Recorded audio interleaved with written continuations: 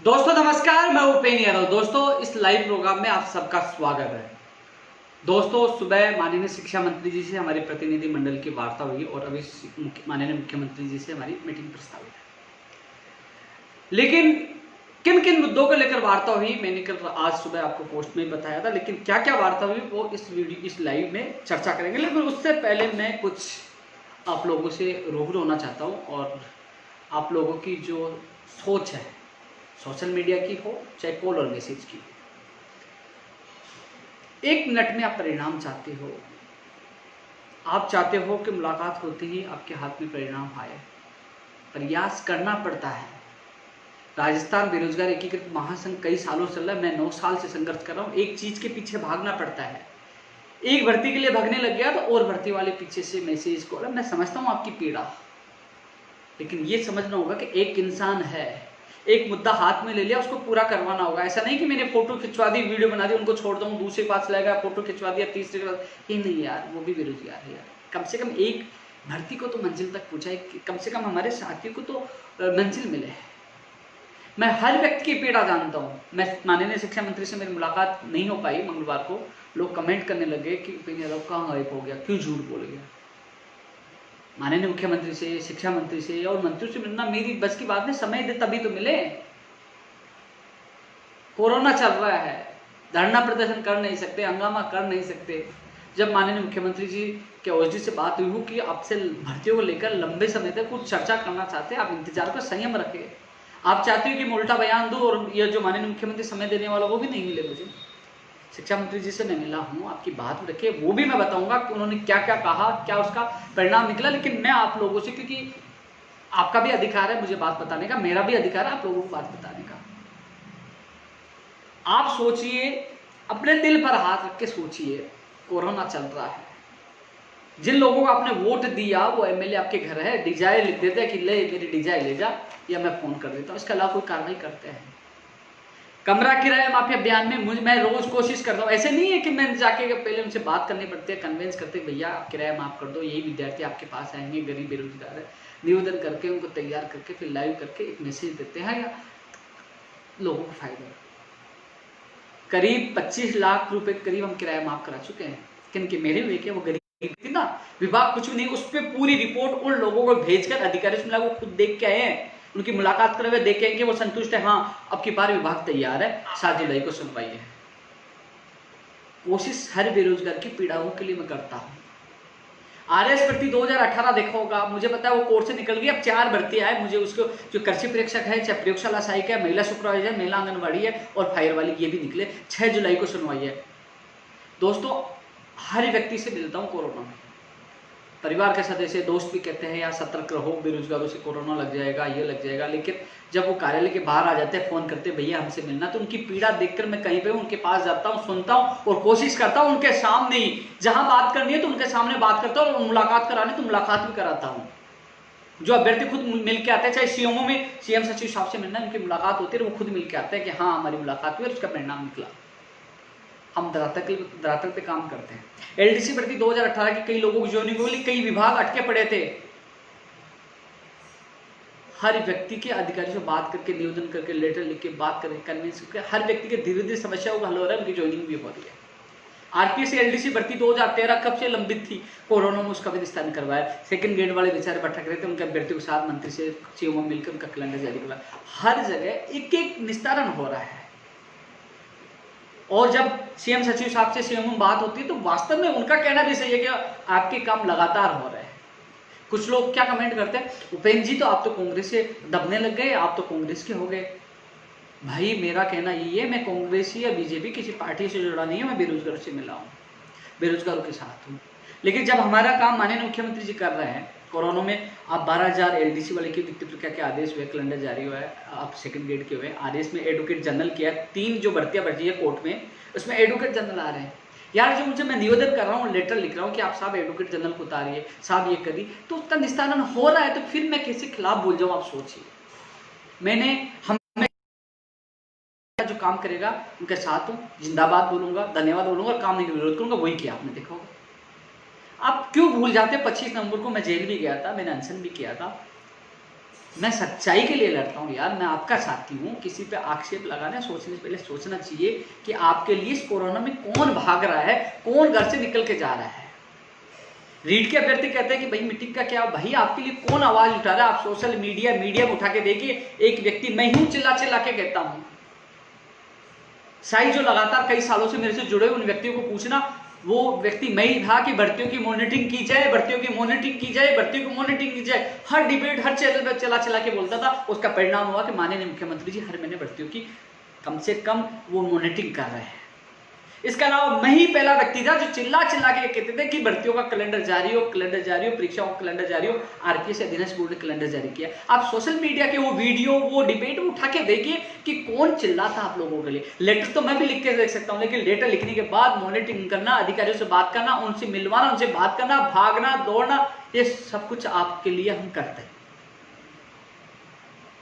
आप सोचिए, मैं आपकी पीड़ा समझता हूं, आप इंतजार कर रहे हैं, कंफ्यूज है आपकी एग्जाम कब होगी, क्योंकि सबका परीक्षा का कैलेंडर जारी होगा, उनकी कब कब होगी, आपका नहीं होगा। लेकिन जिनका अगस्त सितंबर अक्टूबर कैलेंडर जारी हो, अभी तक कोरोना के ऊपर है, कोरोना की स्थिति सही होगी तो एग्जाम हो सकते नहीं, उनकी भी आगे जा सकती है, वो संभावित तारीखें हैं। और जो कमेंट आ रहे हैं उन भर्तियों को लेकर भी मैं जवाब दूंगा। लेकिन बात ऐसी है कि कम से कम अपने दिल पर हाथ रख के सोचिए। मैं फेसबुक पर आजकल मैं छोटी छोटी पोस्ट डालने से कतराने लग गया हूँ कि भैया मैं एक भर्ती के लिए डाल दूंगा कि कनिष्ठ अनुदेशक का परिणाम आने वाला है इस वीक या अगले वीक में। मैं देखूँ नीचे 50 कमेंट आ रहे हैं कि भैया हमें भूल गए। अरे यार, आपके लिए मैं अलग अलग वीडियो डाल चुका हूँ, अलग अलग पोस्ट डाल चुका हूँ। एक भर्ती का डालता हूँ, नीचे सारे कमेंट आते हैं कि आप हमें भूल गए, आप 587 को भूल गए, आप रीट 2018 को भूल गए। जब मैंने ये स्पष्ट आप लोगों के सामने बात रखी थी, रीट 2018 लेवल 2 की कोर्ट से जब सुनवाई होगी, जब 7-8 जुलाई को उसको प्रस्तावित है, एडवोकेट से मेरी बात होगी, उसका जजमेंट हाथ में आएगा, उसके बाद आपका प्रोसेस शुरू करेंगे। उससे पहले मैं क्या बोलूँ, लेकिन नीचे कमेंट करने की अपनी आदत है। मैं भूला नहीं हूँ, मुझे हर बात पता है यार। लेकिन कम से कम उस इंसान को सोचिए, वो इंसान कमरा किराए के लिए भाग रहा है, माफी के लिए, वो इंसान सचिवालय में भाग रहा है, वो इंसान एडवोकेट से भी बात कर रहा है भर्ती के लिए, वो इंसान हर व्यक्ति से कोरोना मिल भी रहा है। सोचिए यार, मैं आपको परेशान नहीं कर रहा, मैं मेरा फर्ज निभा रहा हूँ, मेरा कर्तव्य है। जितना मुझसे होगा, मैंने वादा किया था मरते दम तक मैं बेरोजगारों के लिए करता रहूंगा जब तक मैं सक्षम हूं। लेकिन आप लोगों को समझना होगा, निजी स्वार्थ सोचकर यह सोचना होगा कि बेरोजगार महासंघ, राजस्थान बेरोजगार एकीकरण महासंघ, रुपये नहीं आलों के अलावा कौन भागता है। आपकी आवाज बुलंद करना मेरा फर्ज है, कर्तव्य है। परिणाम में देरी हो चाहे कितना भी हो, लेकिन आपकी आवाज तो उठा रहा हूं ना। मैं यदि 100 काम कर दूंगा तो कैसे होगा, मैं कोशिश करता हूँ, फिर भी हमारा रिकॉर्ड अच्छा है कि 100 मामले उठाते हैं, 80% या 90% मामले हमारे हल हो रहे हैं, पीछे पड़ते हैं यार। आप सोशल मीडिया बोल, मैंने फेसबुक वीडियो उठा के देख ली, जो बोला वो हो रहा है। हमने कहा जैन भर्ती का सिलेबस आ रहा है, मैंने कल ही ट्वीट किया था कि आ जाएगा, और आया है, मैंने प्रयास किया ना। अब कनिष्ठ अनुदेशक भर्ती 2016 वाली है, उसमें मामला उलझा उन अभ्यर्थियों की जो लाइव देख रहे हैं, उनकी मैंने सीएमओ में मीटिंग करवाई थी। जो समस्या आ रही थी अनुभव प्रमाण पत्रों को लेकर, समस्या का हल भी हो गया है, और बहुत ही जल्द इस वीक में या अगले वीक में आपके परिणाम जारी हो जाएंगे। कनिष्ठ अनुदेशक की बात कर रहा हूं, जो परिणाम बाकी है। एनटीटी के अभी तक डेटा नहीं आया। और अब मैं जो 4-5-6 मांगे थी ना शिक्षा मंत्री से वार्ता, उसमें मैं चर्चा करूंगा। उससे पहले और अभ्यर्थियों को मैं बता दूं, क्योंकि उनके भी कमेंट मेरे पास आ रहे हैं। एलडीसी भर्ती 587 के अभ्यर्थी लगातार मुझे कॉल और मैसेज करते हैं, लेकिन अभ्यर्थियों को मैं कह दूं, आपके गगन लीडर है, उसको मैं हर अपडेट बता रहा हूं। सीएमओ में जब बात हुई, उनकी बात भी करवाई, पूरी फाइल बनी थी, सीएम साहब तक गई थी। आज शिक्षा मंत्री जी को भी याद दिलाया, साहब आपने ट्वीट भी किया था, आपने वादा भी किया, बोले मैंने सीएम साहब तक बात रख दी थी, दोबारा फिर बात रखूंगा। यही था कि एक बार ये जो भर्ती प्रक्रिया चल रही है उन पोस्टों की वजह से बाधित नहीं हो, लेकिन कोशिश रहेगी उनको भी न्याय मिले, मैं मजबूती से बात रहूंगा। आज मंत्री जी ने आज उस बात को वापस दोहराया है। लेकिन मंत्री जी के अलावा मुझे पता है, जब भी माननीय मुख्यमंत्री से मुलाकात होगी तो मैं प्राथमिकता के साथ आपकी बात रखूंगा, मुझे पता है। लेकिन जिद नहीं कर सकता यार माननीय मुख्यमंत्री जी, मैं कई बार किसी नहीं मिल पाता हूं। मुझे कई लोग फोन करते, भाई साहब मैं इसनगर आ जाओ, किराया माफ करने, मान लो मैं नहीं जा पाता, दूसरी जगह हूं। तो मुख्यमंत्री कोरोना महामारी है, टिड्डी वाला है, राजनीति कई चीजें हैं, वो बिजी है, वो समय देंगे तभी देंगे यार। मुझे 3 मार्च 2018 को बुलाया था, फिर अब 2020 में 3 मार्च को बुलाया था, 15 तारीख को अचानक मार्च में शिक्षा मंत्री की मुलाकात हो गई। समय देते, कई महीनों से समय मांगते, देंगे। और जब समय देंगे तो मैं वादा करता हूं प्राथमिकता के साथ, जो मेरी बहन है एनएम जीएनएम की, स्पेस उनसे निवेदन है, आपके बहुत कमेंट आते हैं एनएम जीएनएम नर्सिंग भर्ती वाले, मुझे आपका मामला पता है। 671900 पद एनएम के और जीएनएम के 4514 पद और 587। इसके अलावा जो एलडीसी भर्ती 2013 पंचायत राज 10,029 पद, जो कुछ मामले हैं माननीय मुख्यमंत्री जी को ही उस पर अंतिम निर्णय लेना है। और साथ में जो गड़बड़ की गई जो कुछ अधिकारियों के द्वारा, कुछ लोगों के द्वारा, जो रीड 2016-18 जो एक और सूची का मामला है, जो गुमराह कर रहे हैं, जो सुप्रीम कोर्ट में 2016 भी पूछ के 17 जो संस्कृत विभाग वाला भी डीबीएम चला गया और 18 वाला चल रहा, उस मामले में मुख्यमंत्री जी को मैं अवगत कराऊंगा कि ये जानबूझकर सरकार को बदनाम कर रहे, क्योंकि सूची आपको सुप्रीम कोर्ट में भी हारेंगे, फिर भी आपको निकालनी पड़ेगी। मैंने शिक्षा मंत्री जी को कहा था कि साहब ये सुप्रीम कोर्ट से भी हम जीत के आएंगे। तो दोस्तों, आप सबसे मेरा यही निवेदन है कि मैं नहीं, मेरी जगह मान लीजिए मैं तो प्रवक्ता हूं, कल ये भी छोड़ दो, दूसरा आ जाए, लेकिन जो भी आपकी मदद करे उसको मजबूती से आप सबको मिलकर साथ देना चाहिए। सोचना चाहिए एक व्यक्ति एक भर्ती में लगा हुआ है तो वो आपका भी सब। मैं धीरे धीरे ऊर्जा विभाग के अभ्यर्थियों के कॉल और मैसेज आते हैं हमारी भर्ती में, उनके लिए पहले भी लेटर लिखा है मैंने, सीएमओ ने बात की और मजबूती से फिर बात रखा है कि साहब इनकी भर्तियां निकाल जाए। आईटीआई योग्यता वाले भी लोग इंतजार कर रहे हैं। ऊर्जा विभाग में 9000 से ज्यादा पदों पर भर्ती घोषणा की गई थी, उन पर भर्तियां निकाल, धीरे धीरे हर विभाग में भर्तियां, उनकी मैंने बात मजबूती से रखी है। तो दोस्तों, हर व्यक्ति की बात रखने की मैं कोशिश कर रहा हूं। तो जो मुद्दे, जो 3-4 मैंने मुद्दे बताए माननीय मुख्यमंत्री के स्तर के, मैं मजबूती, जब मेरी मुलाकात होगी तो मैं मजबूती से आपकी बात रखूंगा, विश्वास दिलाता हूँ आपको। अब मैं आज की जो वार्ता के लिए भी बात कर लेता हूँ। दोस्तों, आज माननीय मुख्यमंत्री शिक्षा मंत्री से मुलाकात हुई। पहले भी 19 तारीख को टाइम मांगा था, शिक्षा मंत्री बिजी थे, फिर मंगलवार को टाइम मांगा, वो लेट आए सिक्कर से। फिर आज मेरी मुलाकात हुई, शिक्षा मंत्री जी ने ये बात कही रीट के लिए, विशेष जो रीट के अभ्यर्थी इंतजार कर रहे हैं, कि माननीय मुख्यमंत्री जी तक फाइल गई हुई। कुलदीप राठा जी जो OSDM से बात हुई है, बोले कि मुझे जब भी बुलाएंगे मैं चला जाऊंगा। उनकी सहमति यानी कि उनसे अप्रूवल बाकी है। हमने जो दोनों नियम थे, जो वेटेज कम करके और जो 2 एग्जाम वाला, उनको भेज दिया है। जो भी मीटिंग होगी उसके अलावा पंचायत राज विभाग का भी रोल है, उसमें रूल्स में बदलाव होगा। जो मैंने आप लोगों को पहले वीडियो में बता दिया था कि पंचायत राज रूल्स में भी संशोधन होगा। वेटेज कम होगा तो भी संशोधन होगा, 2 एग्जाम होगा तो भी संशोधन होगा। तो वो कह रहे हैं कि मैं पारदर्शिता के साथ एग्जाम कराना चाहता हूं, मैं जल्दबाजी में फिर घोषणा कर दूं कि एग्जाम इस तारीख होगी, फिर एग्जाम नहीं होगी तो आप ही गाली दोगे। हमने सेकंड ग्रेड का, आप किसी भी राज्य में देख लीजिए, कोई भर्ती प्रक्रिया चालू हो गया, हमने सेकंड ग्रेड का LD शिक्षा विभाग के लोगों की नियुक्ति प्रक्रिया के आदेश जारी किए। किसी भी अभ्यर्थी ने ये नहीं कहा कि शिक्षा मंत्री जी आपको धन्यवाद, लेकिन रीट के लिए आप लोग इतना कुछ बोलते हो। फिर भी मैं स्कैन कर रहा हूँ, फिर भी मैं कोशिश कर रहा हूँ पारदर्शिता के साथ भर्ती हो। तो माननीय मुख्यमंत्री जी के पास वो फॉर्मूला गया, वो किस पे हरी झंडी देते हैं, मुझे बुलाते हैं तो मैं तुरंत जाने के लिए तैयार हूँ। उसके बाद जो पंचायत राज नियमों में संशोधन करके और आगे की प्रक्रिया शुरू करेंगे।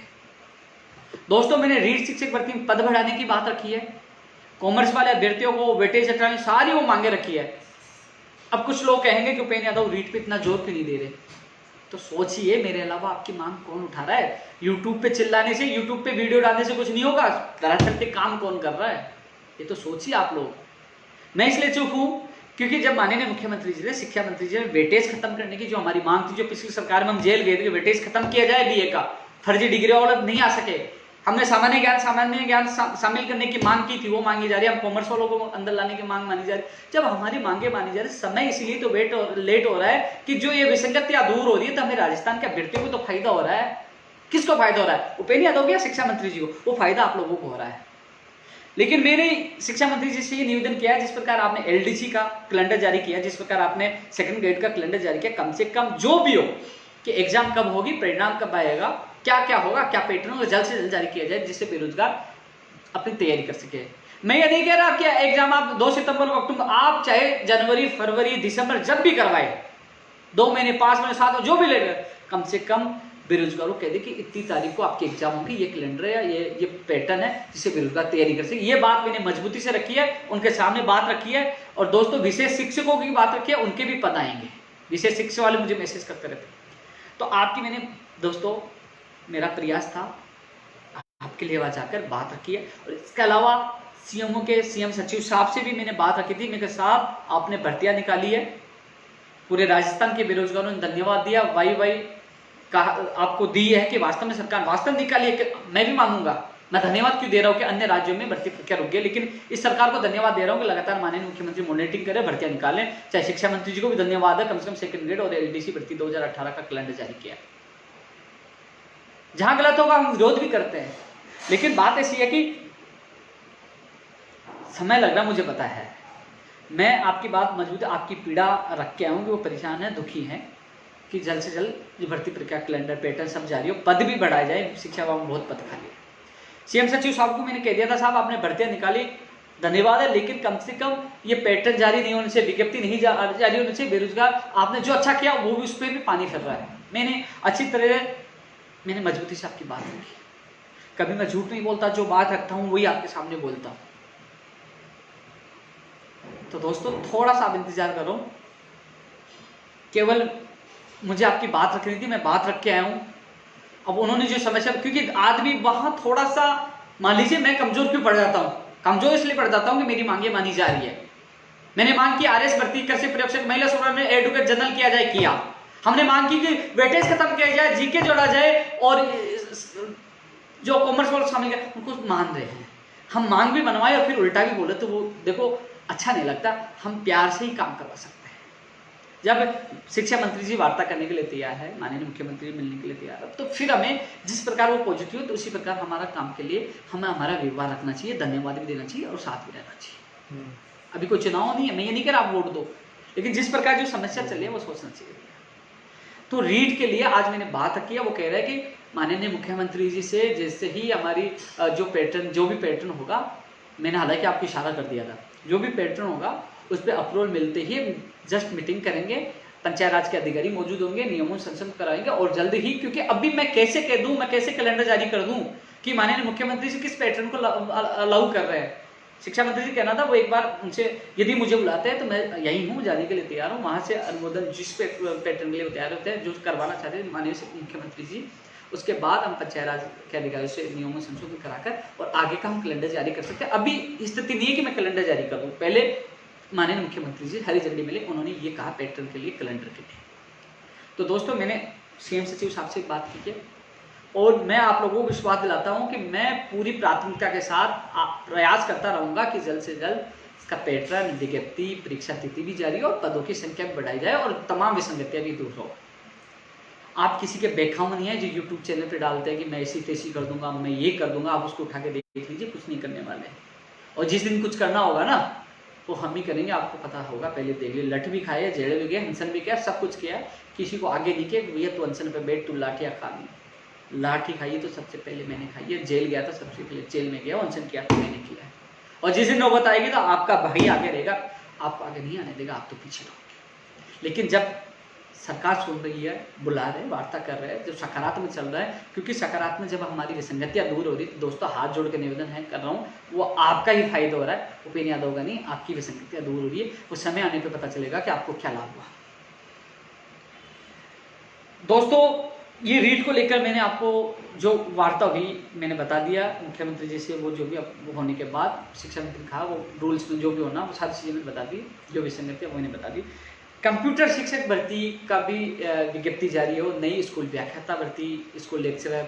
तो दोस्तों इस कंप्यूटर शिक्षक ने कहा कि हमारी सरकार की इच्छा शक्ति है कंप्यूटर शिक्षक भर्ती आए, लेकिन हम इसका कंप्यूटर शिक्षक पद का कैडर बन रहा है, नियम बन रहे हैं, थोड़ा सा उसमें समय लग रहा है, आप संयम रखो, हम भर्ती निकालेंगे, लेकिन मैं आपको नहीं बता सकता भर्ती कब आएगी। जब नियम बन जाएंगे, माननीय मुख्यमंत्री से स्वीकृति मिल जाएगी, उसके बाद हम जरूर भर्ती निकालेंगे, आपको बता देंगे। उन्होंने ये कंप्यूटर शिक्षक भर्ती के लिए कहा है। दोस्तों हम लगातार मांग कर रहे थे, पिछली सरकार में कंप्यूटर शिक्षक भर्ती निकाल दी, लेकिन 5 साल निकल गई, कम से कम कैडर बन रहा है। कई लोगों ने ज्ञापन भी दिया कि ये होना चाहिए, ये नहीं होना चाहिए, तो उससे भी विचार चल रहा है। तो शिक्षा मंत्री जी ने कहा कि कंप्यूटर कैडर बनना, थोड़ा सा आप सहन करो कि उसकी विज्ञप्ति भी आएगी।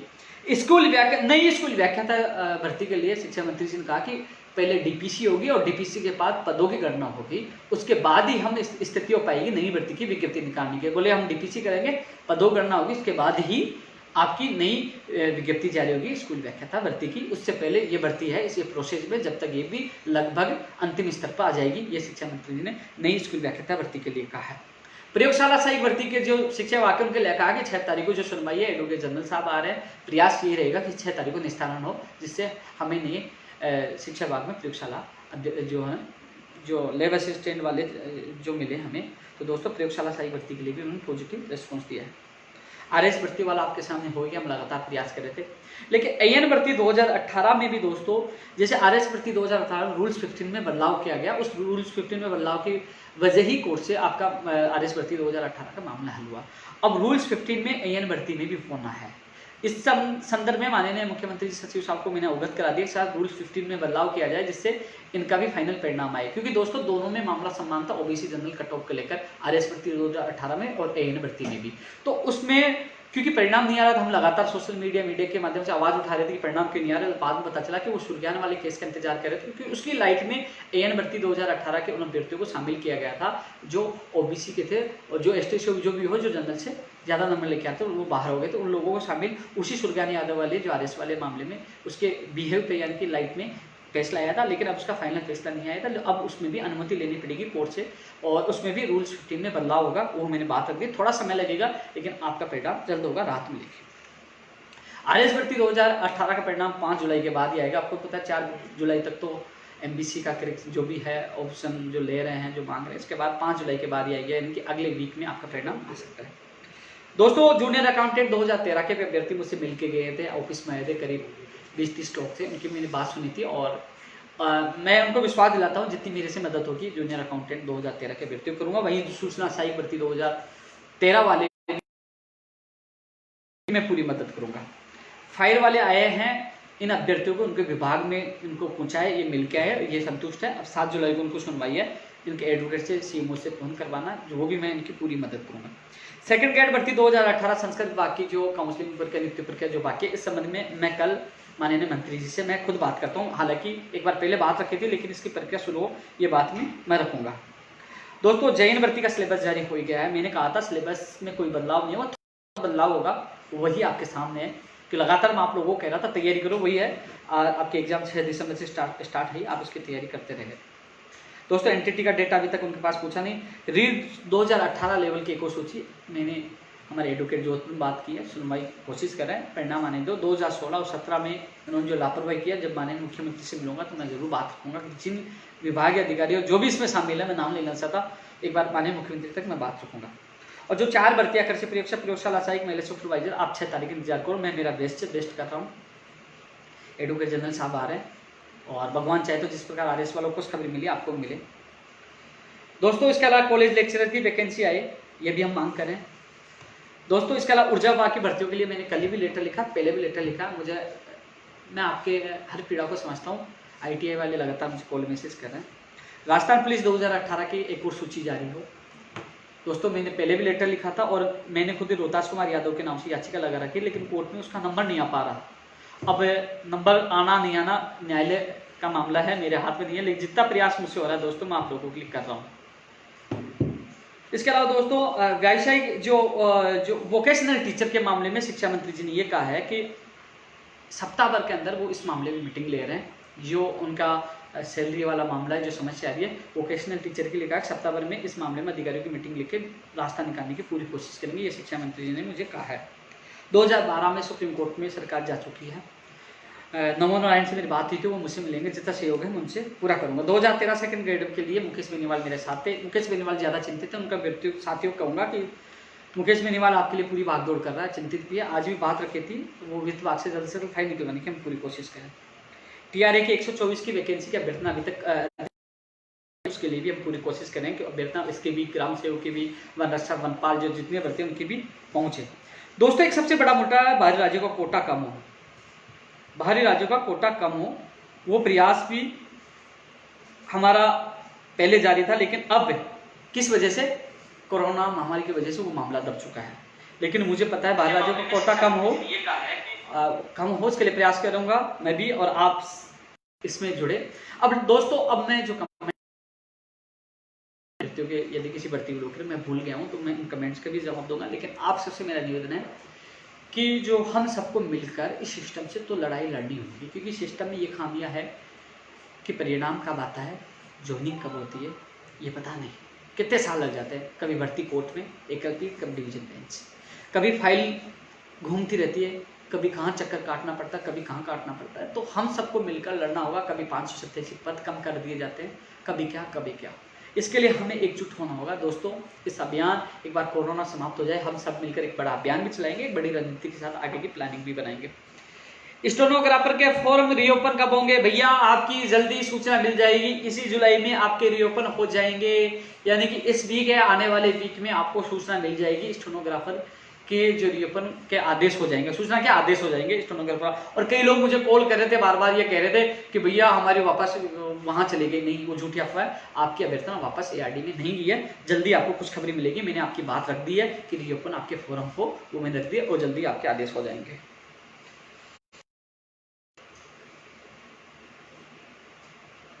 गोविंद शर्मा धन्यवाद।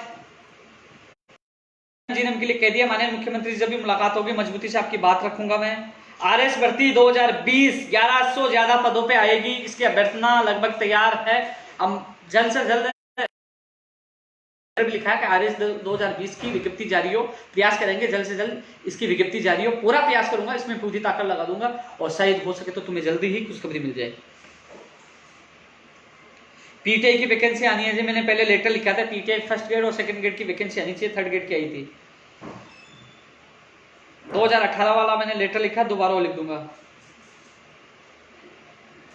मुझे पता है जो एलडीसी भर्ती 2018 में शिक्षा विभाग की जो जिला आवंटन को लेकर काफी लोग शिकायत कर रहे हैं, उनसे मेरा हाथ जोड़ के निवेदन है, एक बार ज्वाइनिंग ले लीजिए। पता नहीं कोई किसी प्रकार भर्ती अटक गई तो लटक जाओगे, लोगों को बहाना मिल जाएगा। एक बार ज्वाइनिंग ले लीजिए। ज्वाइनिंग के बाद आप कोर्ट में जाइए, आप अपनी बात रखिए कि मेरी मेरिट बहुत ज़्यादा थी, कुछ लोग कम थे, उनको होम जिला मिला, हमें दूर मिला। क्योंकि 2013 आरपीएससी में ऐसा हुआ, तो आपको राहत मिलेगी, माननीय न्यायालय से जरूर राहत मिलेगी। एक बार आप ज्वाइनिंग करिए, उसके बाद मुझसे मिलिए, जितना सहयोग होगा मैं आपका सहयोग करूंगा, परिवेदना भी आप देना। मुझे लगता है अधिकतर भर्तियों के नाम मैंने बोल दिए हैं। भाई कॉल कैसे आ गया?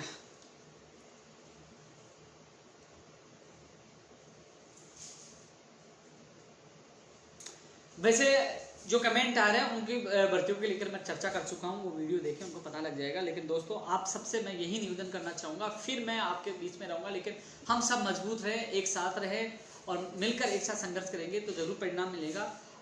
माननीय मुख्यमंत्री जी हमारे प्रति पॉजिटिव है। जल्दी माननीय मुख्यमंत्री से मुलाकात करूंगा। शिक्षा मंत्री से मुलाकात की है, वो भी कह रहे हैं कि हम आपके साथ हैं, कोशिश करेंगे ज़्यादा से ज़्यादा बेरोजगार को रोजगार मिले। जय हिंद, जय भारत।